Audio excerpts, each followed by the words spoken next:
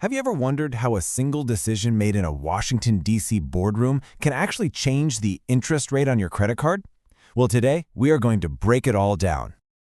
All right, before we jump in, just a quick but really important heads up. This is purely for educational purposes. It is not financial advice.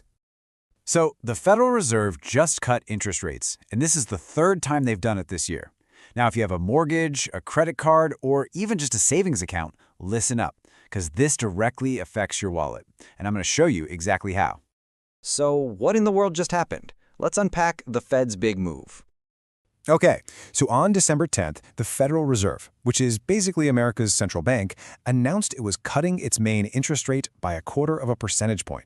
And like I said, this is their third cut this year, which tells us they've got a pretty clear strategy in mind for the economy. Now, the specific rate they're cutting is called the federal funds rate. All that really means is it's the interest rate banks charge each other for super short-term, overnight loans. You can kind of think of it as the bedrock cost of money for the entire banking system. And why are they doing this? Well, the goal is pretty simple. Make borrowing cheaper for, well, everybody. By lowering this base rate, the Fed is essentially trying to gently push the gas pedal on the economy.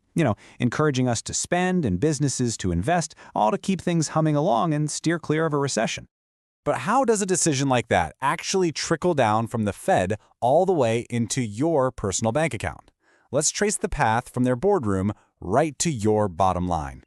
The easiest way to picture this is like water flowing downhill. First, at the very top, the Fed cuts its rate. That immediately makes it cheaper for all the big commercial banks to borrow money. Then those banks start passing those savings along to you and me, the consumers.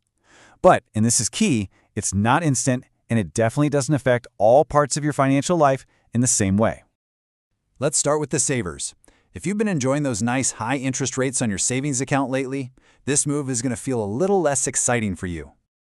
So, what does a rate cut actually do to the money you've got parked in a savings account? Let's look at the actual numbers and see the impact.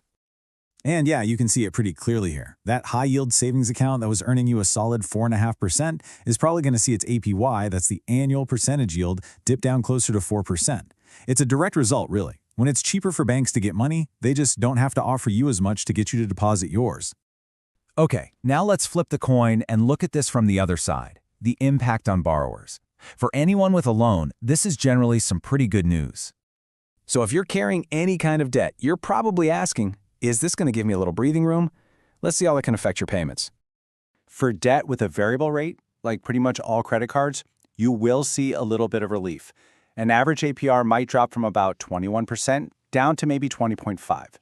But just a word of warning here, credit card companies are famously slow to pass these savings on, so don't expect your rate to plummet overnight. But what about the biggest loan most of us will ever have? A mortgage. Well, this is where things get a little more complicated. The Fed's move definitely influences mortgage rates, but it doesn't directly control them. Okay, so here's the deal. A Fed cut does create downward pressure on all rates, but long-term loans, like a 30-year mortgage, are actually tied much more closely to something called the 10-year Treasury yield. Why?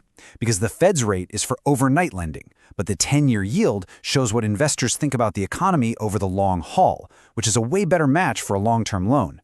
The bottom line, though, is that the cut helps. We could see average mortgage rates ease up a bit, maybe from around 7.2% down towards 6.8%.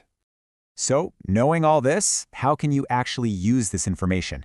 Let's talk about your financial gameplay. Here are a few things to think about. If you're a saver, now might be a great time to shop around. Online banks are often way more competitive with their rates. If you're looking to buy a home, this little dip in rates could be that window of opportunity you've been waiting for. For credit card debt, sure, the rate drop helps a little, but the best strategy is always to pay that debt down aggressively. And overall, just don't panic. This isn't a sign of a crisis. It's a strategic move to keep the economy growing at a nice, steady pace. And this might not be the last we hear of this. Big players like JP Morgan are already forecasting more cuts coming in 2026. The thinking is that the Fed wants to continue supporting a strong labor market. I mean, it makes sense, right? When it's cheaper for businesses to borrow, they're more likely to grow and hire people, which keeps the whole economy healthy. So when you boil it all down, what's the big takeaway here? It's that rate cuts aren't really good or bad. They're just a tool. And it's a tool that helps borrowers, but at the same time tends to hurt savers. The real key is just to know which of those categories you fall into right now, and then tweak your financial strategy to match. I hope this helped you make sense of the headlines. Be sure to subscribe to Level Up Your Brain with the Notebook Hero. We'll see you next time.